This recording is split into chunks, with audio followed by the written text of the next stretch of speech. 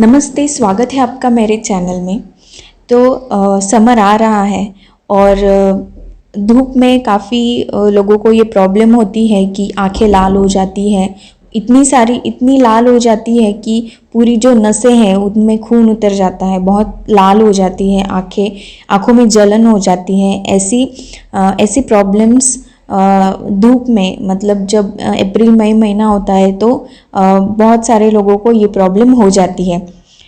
तो last year 2021 के summer में अप्रैल या मई महीना था, मुझे ठीक से याद नहीं है, मेरे बेटे की आंखें भी लाल हो गई थी जो 10 महीने का था।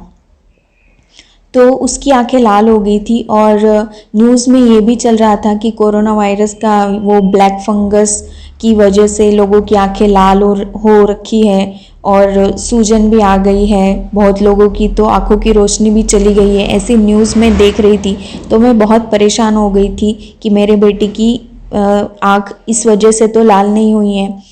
तो मुझे लगा कि शायद धूप बहुत बढ़ रही है, टेम्परेचर बहुत ज़्यादा है, तो धूप की वजह से ऐसा हो रहा है। तो मैंने 2 दिन तक वेट किया कि कुछ प्रॉब्लम तो नहीं है, लेकिन आँख ऐसा सेंसिटिव हमारा ऑर्गन है कि उसे हमें बिल्कुल भी इग्नोर नहीं करना चाहिए।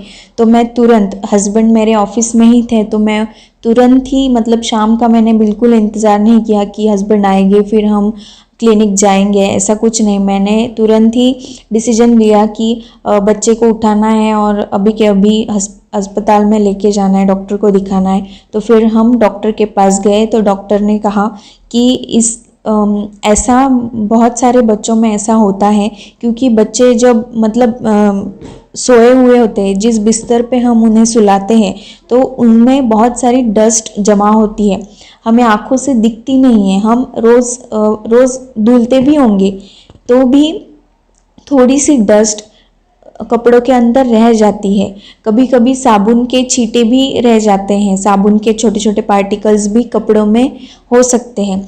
तो इस वजह से, और मेरा बेटा पेट की बल सोता था, मतलब आंखें पूरी उसकी बिस्तर को टच होती थी, इस तरह से वो सोता था। तो वो डस्ट उसकी आंखों में जाने से वो आंखें लाल हो गई थी।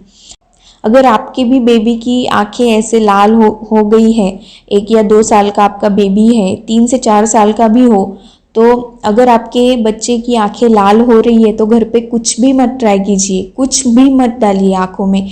हम बड़े होते हैं तो फिर कैसे कि थोड़ा गुलाब जल डाल लिया या आंखों पे पानी मार लिया, तो ऐसा कुछ भी मत कीजिए। पानी आप लगा सकते हैं, पानी से आंखें धो सकते हैं, लेकिन पानी भी कौन सा, आपको उबाल कर ठंडा किया हुआ और अच्छे से छान कर लिया हुआ ही पानी आपको बेबी की आंखों में डालना है, क्योंकि आंख हमारी बहुत ही सेंसिटिव होती है और उसमें छोटे बच्चों की तो पूरी बॉडी ही बहुत सेंसिटिव होती है। तो कुछ भी ऐसी चीज़ उनके आंखों में मत डालिए कि उन्हें आगे जाके प्रॉब्लम हो। छोटे बच्चे के जो ऑर्गन्स होते हैं वो डेवलपिंग अवस्था में होते हैं, तो आप घर पे खुद से कुछ भी ट्राई मत कीजिए।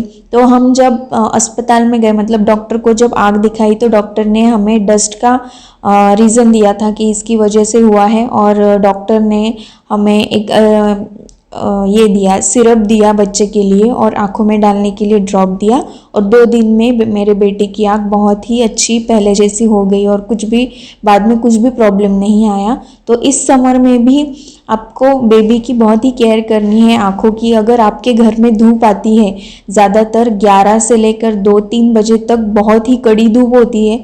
अगर अप्रैल मई के महीने में अगर आपके घर में धूप आ रही है और बेबी वहाँ पे खेल रहा है, तो आँखों को जलन हो सकती है।